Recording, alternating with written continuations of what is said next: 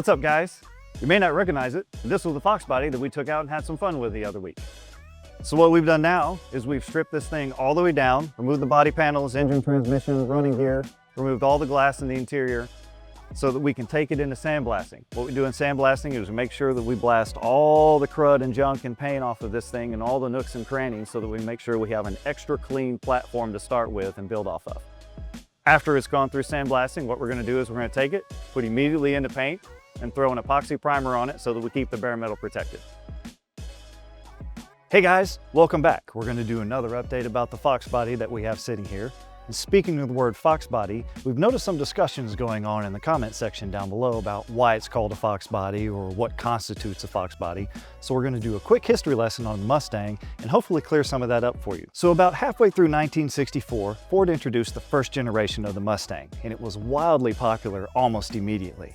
And what that did was it forced General Motors to create the F-body platform, which is the Camaros and the Firebirds. That sparked an almost half-century-long fierce rivalry that lasted all the way up until Pontiac went out of business and Camaro eventually stopped being made. The Mustang received a mild stylistic update in 1967 and another one in 1969, and then again a little bit larger one in 1971. So that brings us up until 1974. When Ford released the Mustang II, the second generation. Now, this second generation of Mustang was a generation that a lot of Mustang enthusiasts prefer to pretend didn't exist. Whether it was simply an ugly car or just a victim of the 70s, we'll let you guys argue about that down in the comments. So enter 1979, the redemption years. Ford took the Mustang and put it on their newly released Fox platform, which is a unibody design, hence the reason why we call it a Fox body. Does it make sense now? This Fox body design lasted from 1979 all the way up through 1993 and developed an almost cult-like following that it still retains to today. In recent years, things like bad mustaches, mullets, and you guessed it, the Fox body Mustang have experienced a resurgence in popularity, which brings us to why we're building one today. Okay, history lesson over. Let's jump to what we're doing with this car. So here's the Mustang as it sits today. As you can see, we've gone through sandblasting and we've sanded this thing down to bare metal and then coated in an epoxy primer.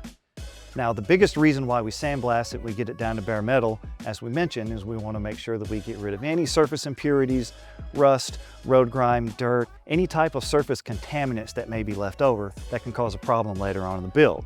And we get rid of all of that stuff to make sure that we're starting with a blank canvas so that we don't have any problems later on in the build process. Okay, so one of the questions that you may have is, why do we take this thing down to bare metal and then immediately coat it back in primer? Well, we do it for several reasons, but the biggest reason is we're located in Florida, and salt water is right down the road, which is not the friendliest of environment for bare metal.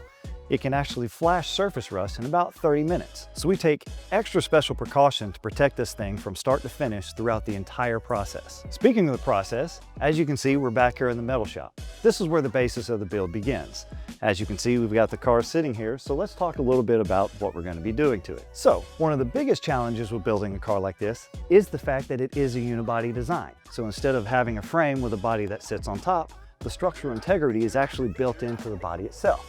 That presents a lot of challenges for stuff like rear suspension and structural rigidity. Now, a unibody design is actually okay if you just want to build a basic street car.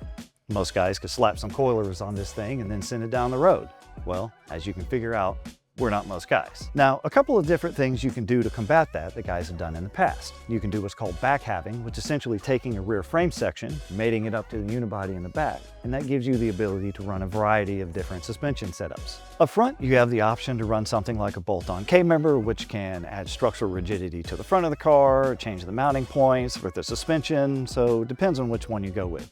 The last option is you could do a full tube chassis from front to rear, but that requires a lot of cutting and a lot of fabrication. But up until now, there wasn't one good solid solution from front to back that solved all of these challenges until Roadster Stock released their chassis back in the fall. That removes a lot of the roadblocks that we experience whenever we're building a Fox body Mustang. So that bolt-on chassis does a number of things. It gives us a parallel 4-link in the rear, allows us to upgrade from the 8.8 rear end to the Ford 9-inch rear end, gives us a lot more clearance underneath the car so that we can run a larger exhaust and we don't have to worry about slamming it on every railroad track or the entrance to gas stations. And then up front, it gives us an updated independent front suspension and also allows us to get rid of these factory shock towers, which gives us the clearance to be able to slide the Coyote motor in that we're going to be using. But don't worry, we're going to have entire episodes dedicated to the chassis, the engine, paint, body, full custom interior, wiring harnesses, the whole 9 yards. So make sure that you subscribe and follow along as we go through the build and continue to show you what it takes to build a Fox Body Mustang the Velocity way.